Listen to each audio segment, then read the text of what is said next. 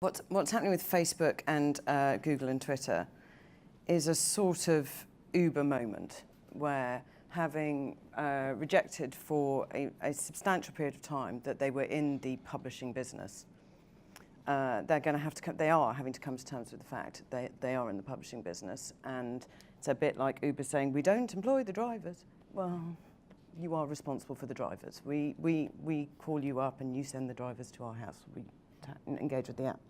So there's a very similar thing going on for all the tech companies, which is that the actual business that they're in, as opposed to the one they'd like to pretend to be in or where they pay tax, is becoming very apparent to everybody.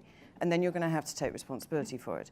And Facebook's initial response is particularly brave, because what they've said is, we're going to turn down news on our platform in order to deal with fake news, really.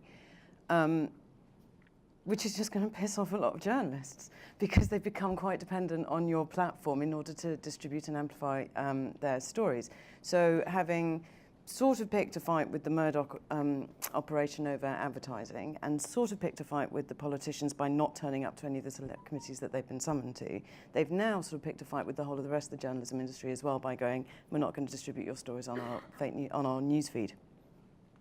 So they're in a bit of a pickle. And I don't quite know who their allies are. And I agree with Kevin and Matt to the extent that if a lot of nation states who are quite concerned about fake news and the power of the tech companies get together now and say, we are going to regulate them, that is a real possibility.